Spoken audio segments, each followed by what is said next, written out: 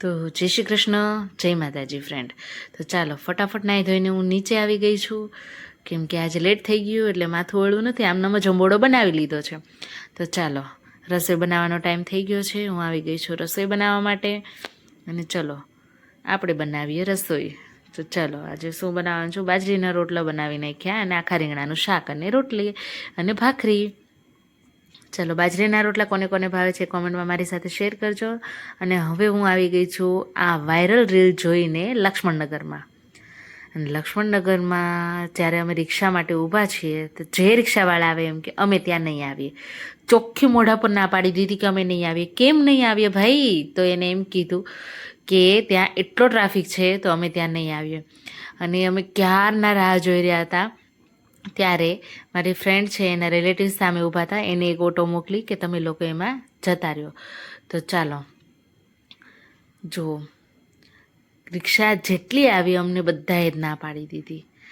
અને તમે પણ લક્ષ્મણનગર જોઈ શકો છો ફ્રેન્ડ, આ જેટલી રિક્ષા જાય છે એ લક્ષ્મણનગર જ જાય છે. અને લક્ષ્મણનગરમાં જે આ પાણી આવવાને લીધે જે અફવા ઉડી છે કે સેલ સેલ સેલ, તો જોઈએ ત્યાં કેવું સેલમાં છે. અને અમે તો સેલ માટે નથી જતા, અમે જઈ રહ્યા છીએ નમ્રતા છે એના મેરેજના હેન્ડલૂમની શોપિંગ માટે. તો જુઓ અમે લોકો આવી ગયા છીએ લક્ષ્મણનગર, અને અહીંથી આગળથી હજી તો કારગિલ ચોક પણ નથી વટ્યા અને અહીંથી ટ્રાફિક ચાલુ થઈ ગઈ છે. તો અમે રિક્ષાવાળા ઉપર દયા ખાઈને અમે એમ કહી દીધું છે કે અમને અહીંયા જ ઉતારી દે ભાઈ, તારે આગળ નથી આવવું. જો રિક્ષાવાળાને પણ ચાલવા નથી દેતી બાઈઓ, એટલી ચિલ્લાવે છે.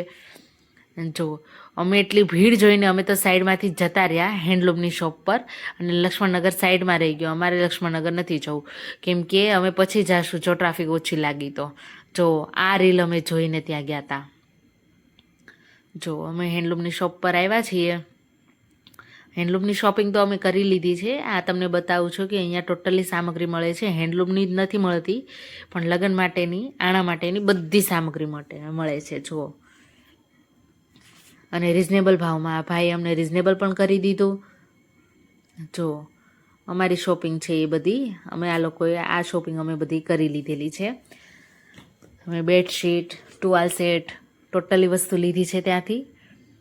અને બહાર નીકળીને આ લક્ષ્મણનગરનું રૂપ તમને બતાવું છું. લક્ષ્મણનગરથી જવાનો રસ્તો છે. જુઓ હવે કેમ જવું ત્યાં સુધી, અમારે તો આગળ છેક સુધી જવું હતું. બસ અહીંથી જ અમે હિંમત હારી ગયા અને જવાની હિંમત નથી કરી. જુઓ ફ્રેન્ડ, બહાર નીકળવું છે પણ છતાં નથી નીકળાતું. અને આ લોકોએ સેલના નામ પર દુકાનના જૂના ગાભા કાઢ્યા છે. ભૂલથી ને આવા સેલના નામ પર લક્ષ્મણનગરમાં જવું નહીં. અને અમે ઘરે હું આવી ગઈ છું, એટલું માથું દુખે છે. ત્યાં જઈને આવીને અને ઘડીક શાંતિથી બેઠી, કપડાને એવું ઘડી કરી લીધું. અને ચાલો ભૂખ લાગી ગઈ, મારા સાસુ મારા માટે ભાગ લાવ્યા હતા તો અમે નાસ્તો કરવા બેસી ગયા. માનુષી પણ બોલે છે મને પણ આપો. તો ચાલો, જ્યારે નાની ભૂખ લાગે ત્યારે આવો નાસ્તો કરવાની ખૂબ જ મજા આવે. અને તમે લોકો પણ આવી જાઓ નાસ્તો કરવા માટે. અને અમે ફરાળી ચેવડો ને બબલા એવું બધું ખાધું અને પછી રસોઈ બનાવવા માંડી. અને ભીંડાનું શાક, બાજરીના રોટલા કરી અને થોડું કામ કરવા બેસી ગયા. અને કામ કરી અને પછી અમે સૂઈ જઈશું. તો ચાલો ફ્રેન્ડ, આવજો. જય શ્રી કૃષ્ણ, જય માતાજી.